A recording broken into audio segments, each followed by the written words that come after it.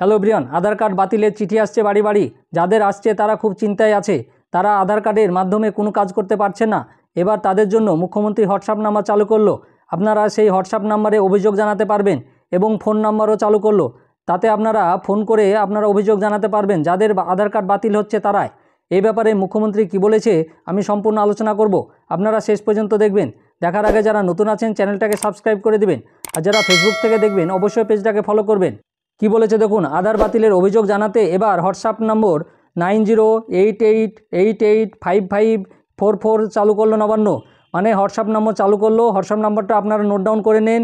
আবার বলছি 908888555544 এই নম্বরে আপনারা যে কোনো অভিযোগ জানাতে পারবেন আধার সংক্রান্ত, অর্থাৎ পোর্টাল এবং সরাসরি মুখ্যমন্ত্রী হেল্পলাইনের সঙ্গে হোয়াটসঅ্যাপেও এই সংক্রান্ত অভিযোগ জানাতে পারবেন বাংলার মানুষ।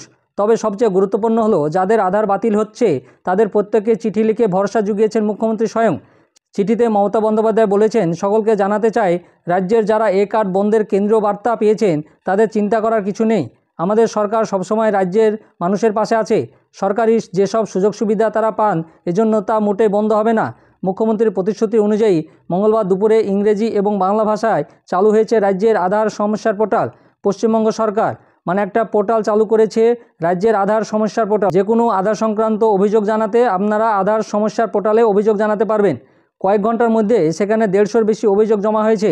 মুখ্যমন্ত্রীর চিঠিতে সরাসরি মুখ্যমন্ত্রী সেলের ফোন নাম্বার 9137091370 মানে সরাসরি মুখ্যমন্ত্রীর ফোন নম্বরও আপনারা অভিযোগ জানাতে পারবেন। মারফতও শুনতে চাওয়া হয়েছে আধার সমস্যার কথা। প্রশাসন সূত্রে খবর, রাজ্য সরকারের তরফে যাচাইয়ের পরই পশ্চিমবঙ্গের লোগোযুক্ত বিকল্প কার্ড ইস্যুর সিদ্ধান্ত নিয়েছে নবান্ন। মানে আধার কার্ডের মতন একটা বিকল্প কার্ড দিবে রাজ্যের, সেটা আধার কার্ডের মতনই কাজ হবে। আপনার সেরকম একটা পোর্টাল চালু করেছে, সেই পোর্টালের মাধ্যমে আপনারা নতুন কার্ডটা করতে পারবেন।